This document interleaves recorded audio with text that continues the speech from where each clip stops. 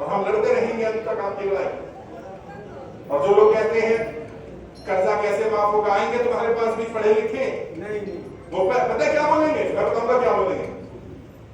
अगर सरकार ने जनता का कर्जा माफ किया तो सरकार के बैंक डूब जाएंगे, या ये बोलेंगे सरकार के पास कर्जा माफ करने के लिए पैसा नहीं है। तो मैं तुम्हें बता रहा हूं कहां से पैसा आएगा, तुम भी उन्हें बता देना पैसा कहां रखा हुआ है। कहां रखा हुआ है? बैंकों में बहुत सारा पैसा होता है जिसको अनक्लेम्ड अमाउंट बोलते हैं। अनक्लेम्ड अमाउंट कौन सा होता है? मान लो आपने बैंक में अकाउंट खुलवाया और आपने वो जो मिनिमम बैलेंस था वो रखा हुआ है, तो वो पैसा आपने निकाला ही नहीं, 10 साल हो गए। कई लोग ऐसे जिन्होंने इंश्योरेंस कराया और वो व्यक्ति दुनिया में नहीं रहा, इंश्योरेंस का बेनिफिट नहीं मिला, इंश्योरेंस कंपनियों में पैसा पड़ा हुआ है अनक्लेम्ड। और मैंने कहा सरकार ने बताया कितना पड़ा है, 2.5 लाख करोड़ रुपए पड़ा हुआ है, 2.5 लाख करोड़। अगर जितने लोग यहाँ हैं और जितने लोग कर्जा मुक्ति अभियान में जुड़े हैं, सबका सारा कर्जा माफ करना पड़े तो 2.5 लाख करोड़ में सबका कर्जा माफ हो जाएगा, सरकार का बर्डन भी नहीं पड़ेगा। तो ये बोलना बंद करें कि कर्जा माफ नहीं हो सकता, सरकार के पास पैसा नहीं है, सरकार के पास पैसा पड़ा हुआ है। दूसरा, क्योंकि मैं केवल समस्या नहीं बताता, मैं समाधान बताता हूं। दूसरा, लोग कहेंगे पैसा कहां से आएगा, अनक्लेम्ड अमाउंट यूज नहीं करना, मत करो। एक और तरीका है, क्या करो? कोरोना के समय में प्रधानमंत्री जी ने एक फंड बनाया था, प्रधानमंत्री care fund, PM care fund. आप में से कुछ लोगों ने उसमें पैसा दिया होगा, दान दिया होगा, जनता ने भी दान दिया, बड़ी बड़ी कंपनियों ने भी दान दिया।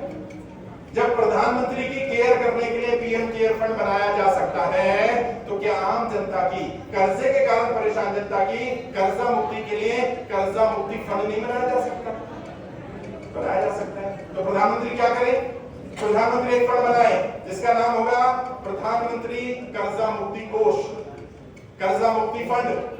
और जनता से बोले जो लोग भी कर्जे में फंसे हो उसमें 100-100, 200 रुपया डालो और जितना पैसा इकट्ठा होगा वो सारा पैसा तुम्हारी कर्जा माफी के लिए इस्तेमाल होगा।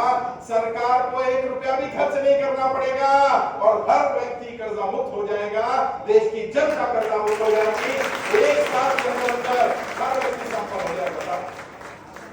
समस्या क्या है? मुझे कोई काम करना नहीं आता या करना नहीं चाहता। सरकार को करना नहीं आता ऐसा नहीं है, सरकार करना नहीं चाहती। और क्यों नहीं करना चाहती? क्योंकि अगर तुम आर्थिक रूप से संपन्न हो गए, तुम्हारे बच्चे पढ़ लिख गए, तुम्हारे को अच्छी शिक्षा मिल गई, तुम्हारा घर, तुम्हारी गाड़ी बच गई, तो तुम्हें गुलाम नहीं बनाया जा सकता। असल में तुम्हारी घर गाड़ी को कब्जा करके तुम्हें गुलाम बनाने की साजिश चल रही है और इस साजिश से हमें लड़ना पड़ेगा, हमें लड़ाई लड़नी पड़ेगी।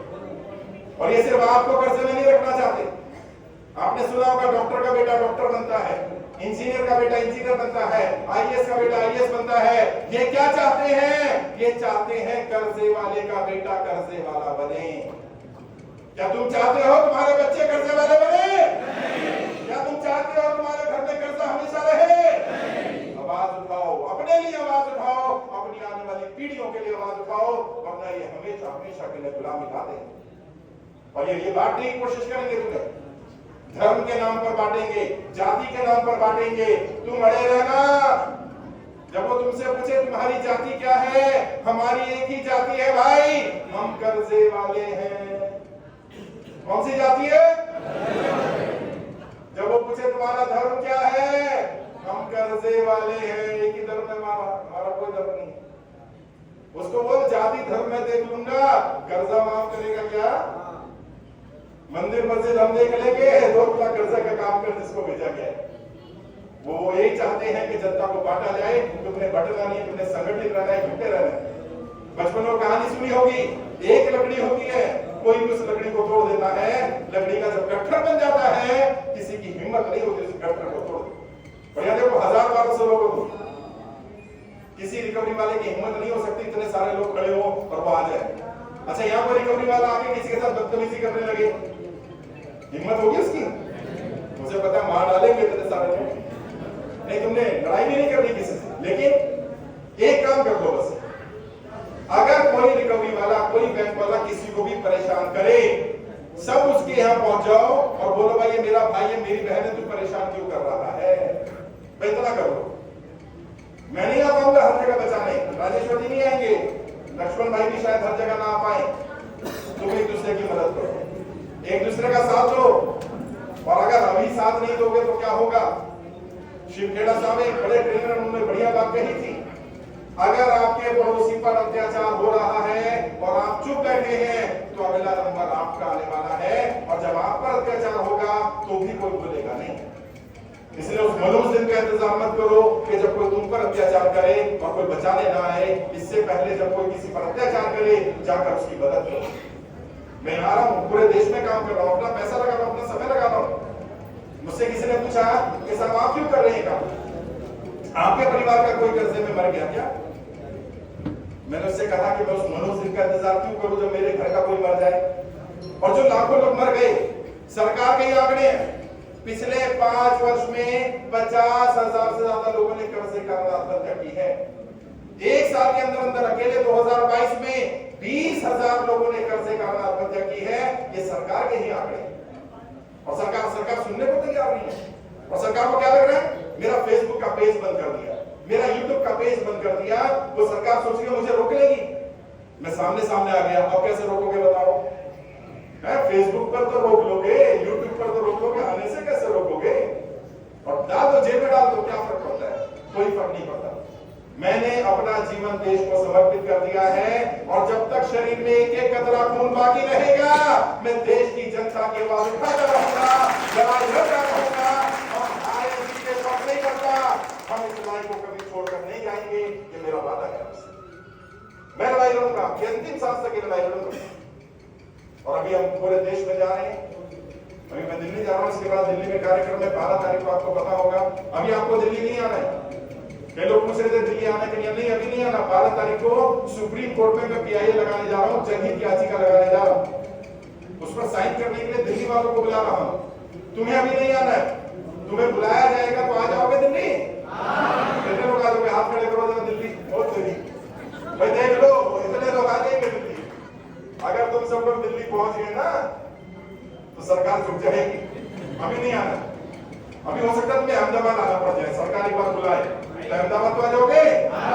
सारे लोग आ जाओगे भाई? हाथ खड़े करके बताओ कितने लोग आओगे अहमदाबाद कर्जा मुक्ति के लिए? बहुत बढ़िया। तो अगर ये सब लोग अहमदाबाद आ जाएंगे ना, पूरे गुजरात के लोग आ जाएंगे, सरकार को समझ में आ जाएगा कि इतने लोग कर्जा मुक्ति का समर्थन करते हैं।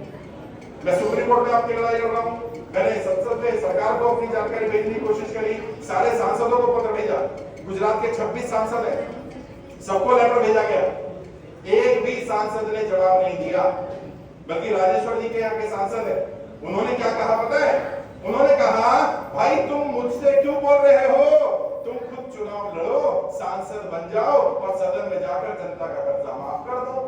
इन्होंने मना किया। राजेश्वर जी कहते नहीं मुझे चुनाव नहीं लड़ना भाई, ये काम हमारा थोड़ी है, हम तो आम इंसान है। उन्होंने कहा नहीं तुम लड़ो। तो अगर मान लो राजेश्वर जी ने तय कर लिया मैं लड़ूंगा, तो पता चला सांसद जी की जमानत जब्त हो जाएगी। फिर हमें मत कहना भैया कि भाई तुम क्यों चुनाव लड़ रहे हो, तुम नहीं कहा था। मैं नहीं चाहता हमें सब करना पड़े, लेकिन इसका मतलब ये नहीं मैं कर नहीं सकता। और कोई बैंक वाला, कोई रिकवरी वाला, कोई साहूकार, कोई भी किसी तरह के भी आपको प्रताड़ित करता है, परेशान करता है, तो तुम्हें पता होना चाहिए भारत के संविधान के हिसाब से ना तो कर्जा लेना अपराध है, और यदि आप समय पर कर्जा नहीं चुका पा रहे ये भी कोई अपराध नहीं। एक मिस्टेक है, गलती है, इसलिए परेशान नहीं होना, घबराना नहीं। कई लोग क्या करते हैं, नोटिस आ जाता है